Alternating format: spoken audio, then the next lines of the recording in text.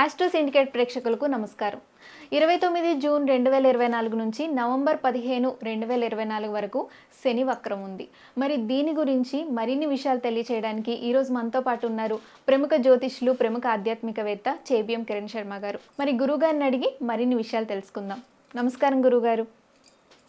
అఖండ లక్ష్మీ ప్రాప్తిరస్తు. నమస్కారం తల్లి. గురుగారు, మరి ఈ శని వక్రం వల్ల ఏ రాసుల వారికి శుభయోగాలు జరుగుతాయి, అలాగే ఏ రాసుల వారికి ఇబ్బందులు కలుగుతాయో మా ప్రేక్షకుల కోసం వివరంగా తెలియజేస్తారా? శని వక్రగమనం చాలా మంచి ప్రశ్నలు. అంటే చాలామంది వక్రించడం వల్ల ప్రమాదము, వక్రీకరించడం వల్ల లాభము, శని వలన దోషము అనేటువంటి నేను కూడా వింటూ ఉంటాను. సో మీరు అడిగిన ప్రశ్న వల్ల చాలామందికి ఇది ఉపశమనం కలిగేటువంటి అవకాశం కూడా ఉండవచ్చును.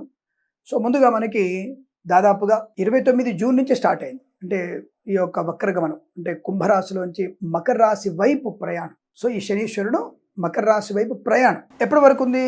15, 11, 24 వరకు మనకి శనీశ్వరుడు మకరం వైపు ప్రయాణిస్తున్నట్టుగా తెలుస్తుంది. 16వ తేదీ నుంచి నవంబర్ నుంచి మళ్ళీ ఆయన రుజు మార్గంలో వెళ్తాడు. అంటే మళ్ళీ మీనం వైపు ప్రయాణం చేస్తూ ఉంటారు. సరే, ఈ శని వక్రగమనం వల్ల ఆయన ప్రమాదం జరుగుతుందా అని అడిగితే దాదాపుగా ఇక్కడ ఎక్కువగా చెప్పుకునేది మీకు కర్కాటక, వృశ్చిక, మకర, కుంభ, మీన రాశి వరకు చెప్తూ ఉంటారు. సరే, ఈ వక్రించడం వల్ల ఎవరెవరికి ఇబ్బందులు ఉన్నాయనే విషయం చూసుకున్నట్టయితే దాదాపుగా కాల పరిణామంలో అంటే కాలం గడుస్తున్న కొద్దీ శనీశ్వరుడి యొక్క ప్రభావం చేత జనాలకి నెగిటివ్ అలవాటు అయిపోయింది. అంటే మొండితనం, నెగిటివ్ తనం అలవాటు అయిపోయింది. అసలు ఏ గ్రహాలైనా వక్రగమనం పొందుకున్నప్పుడు వాటికి ప్రభావం కొద్ది ఎక్కువగా ఉంటుంది, తీక్షణంగా. ఇప్పుడు మనం ఒక బంతిని విసిరేస్తున్నప్పుడు నేరుగా వేయడం వల్ల ఒకటి, స్వింగ్ చేయడం వల్ల, ఇప్పుడు క్రికెట్ భాషలో మాట్లాడుకుంటే స్వింగ్ చేయడం, స్పిన్ చేయడం అనేటువంటి మాటలు ఉంటాయి. అంటే దాని యొక్క గమనాన్ని మార్చడం వల్ల ఆ యొక్క వేగము అనేది కొంత వేరే దిశలో వేగంగా పరిగెడుతుంది. అలాగే శని వక్రగమనం వల్ల కూడా కొంత రాశుల మీద ప్రభావం పడే అవకాశాలు ఖచ్చితంగా ఉంటున్నాయి, అందులో సందేహం లేదు. సో ఈ శనీశ్వరుడే కాదమ్మా, దాదాపుగా మనకి గురుడు వక్రంగానే ఉంటాడు కొన్ని రోజులు. అలాగే కుజుడు కూడా వక్ర స్తంభన ఉంటుంది, అంటే స్తంభన కూడా ఏర్పడుతుంది. గ్రహాలు కొన్నిసార్లు ఈ వక్రగమనాన్ని పొందుకుంటూ ఉంటాయి. ఎప్పుడు కూడా రాహుకేతువులు వక్రను తిరుగుతుంటాయి, వాళ్ళు యాంటీ క్లాక్ వైజ్ వాళ్ళు తిరిగేది. అలా ఉన్నప్పుడు కాస్త శనీశ్వరుడి యొక్క ప్రభావం మన మీద ఎక్కువగా ఉంటుంది. అంటే మందగమనము వాడిది. వాడు తీసుకునే స్టెప్ స్లో. మనకి లాభాన్ని ఇచ్చినా స్లోగా ఇస్తాడు, పాపాన్ని ఇచ్చినా స్లోగా ఇస్తాడు. గురుగారు లాభాన్ని స్లోగా ఇస్తే మంచిదే కదా అంటే, నీకు ఉదాహరణకి 10 రూపాయలు రావాలమ్మా, రోజుకు రూపాయి ఇస్తా అంటే ఎలా ఉంటుంది? వాడు అలా ఇస్తాడు. అంటే పాప శుభమే కలిగిస్తాడు, కానీ రోజు రూపాయి ఇస్తాడు. అదే పాపాన్ని కలిగిస్తే దెబ్బ తగిలింది సపోజ్ అనుకుందాం. ఆ దెబ్బని 10 రోజుల్లో తగ్గే గాయాన్ని శని ప్రభావం వల్ల కనుక మన దెబ్బ తగిలినట్టయితే తప్పకుండా మీకు ఆ గాయము నెల రోజులకు మానదు, అంటే మెల్లగా తగ్గుతుంది. అంటే పుణ్యము మెల్లగానే, పాపం మెల్లగానే. పాపం మెల్లగా ఉంటే మనకు ప్రమాదం ఎక్కువ లాగా అన్నమాట. కాబట్టి ఇక్కడ శనీశ్వరుడు యొక్క వక్రగమనం అనేది కొన్ని రాశుల మీద ప్రభావాన్ని చూపిస్తుంది.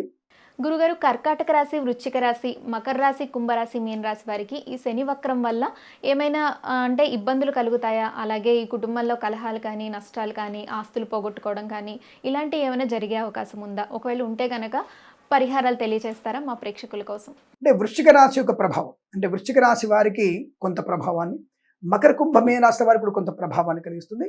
కర్కాటక రాశి వారికి ఎందుకు చెప్పారంటే, ఇందాక మీరు అడిగిన ప్రశ్న సమంజసమే. ఈ 5 రాశులకి కర్కాటక, వృశ్చిక, మకర, కుంభ, మీన రాశుల వారికి ఎందుకు ప్రమాదం అని మీరు అడిగినట్టయితే, ముఖ్యంగా కర్కాటక రాశి వారికి అష్టమ స్థాన ప్రభావం. ఈ అష్టమ స్థానంలోంచి ఆయన సప్తమ స్థానం వైపు రావడం, బాగా చూడండి, అష్టమంలో ఉన్నటువంటి గ్రహము సప్తమ స్థానం వైపు రావడం, అంటే మకరం వైపు రావడం వల్ల భార్యాభర్తల మధ్య కొంత ఇబ్బందికరం. అంటే ఇద్దరు బాగానే ఉంటారు, సరదాగా మధ్యాహ్నం కల్లా రెడీగా ఉంటారు, సినిమాకి వెళ్దాం అనుకుంటారు. సాయంకాల సమయంలో ఎవడో ఒకడి యొక్క ప్రభావం వల్ల, ఎవరో ఒక వ్యక్తి, వ్యక్తి వల్ల వాళ్ళిద్దరి మధ్యలో సాయంకాలం సినిమాకి వెళ్ళరు. అంటే వాళ్ళు అనుకున్నటువంటి సౌఖ్యాన్ని పొందలేకపోతారు. ఒక వ్యాపార భాగస్వామితో కూడా అటువంటి ఉద్వేగాలు వచ్చేసి అగ్రిమెంట్ చేసుకునే సమయంలో చిన్న వర్డ్ స్త్రీ అని రాయకపోవడం, అంటే శ్రీ రాజకుమార్ గారు లేదా శ్రీ కిరణ్ శర్మ అని శ్రీ అనేది చేర్చకపోవడం వల్ల ఇద్దరి మధ్యలో భేదాలు, అల్పమైన విషయం గురించి అటువంటివి రావడానికి కర్కాటక రాశి వారికి అవకాశం. వృశ్చిక రాశి వారికి తగ్గుతున్నమ్మా అని చెప్పేసి పక్కోడికి డబ్బులు ఇవ్వడం, పక్కోడి డబ్బులు తీసుకోవడం, అక్కరలేనటువంటి లోన్స్ తీసుకోవడం, అప్పులు చేయడం, ఇది వృశ్చిక రాశి వారికి ప్రమాదం. అలాగే వృశ్చిక రాశి వారు తమ బండిని వీరు కాకుండా పక్కోడి పాడైపోయిన బండి నడుపుతారు, దానిలో ప్రమాదంలో పడతారు. అలాగే ఈ వృశ్చిక రాశి వారికి మాతృ సంబంధ వర్గీయుల నుంచి ఒక అశుభ వార్త వినేటువంటి అవకాశం కూడా ఉంటుంది. ఆల్రెడీ జూన్ నుంచి స్టార్ట్ అయింది, నవంబర్ ఇంకొక జస్ట్ ఒక 2-3 నెలలు ఉంది. ఈ 2 నెలల్లో పూర్తి అయిపోతుంది అది కూడా అనుకోండి. అలాగే మనం సెప్టెంబర్లోకి వచ్చేసాం, అక్టోబర్ నవంబర్ అయిపోతుంది. అది కూడా నవంబర్ 15వ తేదీ వరకే దీని ప్రభావం. కాబట్టి ఈ వృశ్చిక రాశి వారికి మాతృ సంబంధ విషయంలో కానీ, అలాగే కొంతమంది వ్యక్తులు మన స్థలాన్ని, మన పొలాన్ని అప్పనంగా కాజేయడానికి కాచుకొనుకుంటారు. అందుకే రైతు సోదరులు కాస్త జాగ్రత్తగా ఉండండి. రైతు సోదరులు తొందరపాటుతనంతో మీకున్నటువంటి పొలాన్ని కానీ అమ్మే ప్రయత్నం చేయకండి, అది కూడా కొంత ఇబ్బంది. మకర కుంభమీన రాశుల వారికి ఎలా ఉండబోతుంది అనేది ఏలినాటి ప్రభావం ఉంది కదా. మకర రాశి వారికి పర్వాలేదండో. మకర రాశి వారికి నెగిటివ్ ప్రమాదం ఏం లేదు. మకర రాశి వారికి అనుకూలమైన ఫలితమే ఉంటుంది. ఎందుకు? ఆకస్మిక ధన ప్రాప్తి ఉంటుంది. షేర్ మార్కెట్లో స్పెక్యులేషన్ వాళ్ళు కలిసి వచ్చే అవకాశం కూడా ఉంది, అది నెగిటివ్ బదులు. కానీ ఈ మకర రాశి వారికి ఒక విచిత్రమైనటువంటి పరిస్థితి, అంటే అత్యాశకు లోనవ్వడం, ఇతరుల మీద డిపెండ్ అవ్వడం, అదే తనకు వచ్చినటువంటి ధనము గురించి, కుటుంబ రహస్యాన్ని బయటికి చెప్పడం. ఎప్పుడైనా సరే గుర్తుపెట్టుకోమ్మా, మన ఆర్థిక విషయాల్ని, అలాగే కుటుంబ రహస్యాల్ని, మనకున్నటువంటి గర్ల్ ఫ్రెండ్ గురించి, బాయ్ ఫ్రెండ్ గురించి పక్కలతో చెప్పకూడదు. ఈ విషయం గుర్తుపెట్టుకోండి, ఎందుకంటే అవి మనకి ప్రమాదాన్ని కలిగిస్తాయి. ఈ మకర రాశి వారికి ఆ నోటి దురుస్తనం వల్ల కూడా ఇబ్బందులు, ఇటువంటి ఇబ్బందులు ఉన్నాయి వాళ్ళకి, మిగతా ఇబ్బందులు ఏం లేవు, మంచి అనుకూలవంతంగానే ఉంటుంది. ఇక కుంభరాశి వారికి స్వల్ప అనారోగ్య సమస్య, ముఖ్యంగా ఊపిరితిత్తుల సంబంధించినటువంటి సమస్య కూడా వచ్చే అవకాశం ఉంటుంది. వారు కుంభరాశి వారు కాస్త జాగ్రత్త ఉండాలి. అలాగే 2 మోకాళ్ళకు కూడా నొప్పులు వచ్చే అవకాశం ఉంటుంది. పాదాలకు కూడా ఇబ్బంది వచ్చే అవకాశం లాంటివి కనబడుతున్నాయి. సైనస్ ప్రాబ్లం, అంటే ఈ ముక్కు దిబ్బడ తీవ్రంగా ఉంటుంది, సైనస్ ప్రాబ్లం ఉంటుంది కదా, ఈ సైనస్ ప్రాబ్లం కూడా కుంభరాశి వారికి కొద్దిగా ఇబ్బంది కలిగించే అవకాశం. వైద్యునికి కొద్దిగా మనం చెల్లించక తప్పదు, అది మాత్రం గ్యారెంటీ. అలాగే మీనరాశి వారికి వ్యయస్థ గురుడు లాభంలోకి వెళ్తున్నాడు. వీరికి కొంత విచిత్రమైన పరిస్థితి. వీరికి కూడా మకర రాశి వాళ్ళకి స్త్రీ మూలక ధనం ఉంది, సోదరుల వల్ల ధన నష్టం ఉంది. లవర్ వల్ల వీరికి లాభం ఉంది, అలాగే అనవసరమైనటువంటి వ్యక్తుల వల్ల ధన నష్టం కూడా. ఈ విద్యా సంబంధ విషయాలు విద్యార్థులకి అనవసరంగా కంగారు పడి వీళ్ళు పరీక్షలు పోగొట్టుకుంటారు, అది వీళ్ళకున్న ప్రారంభం. ఈ శని వక్రగమనం వల్ల ఉన్నటువంటి ప్రాబ్లం ఇదే. కాంపిటేటివ్ ఎగ్జామ్స్ చదివినప్పుడు తొందరపడకండి మీనరాశి వారు, ఎందుకంటే శని వల్ల ఏమవుతుందంటే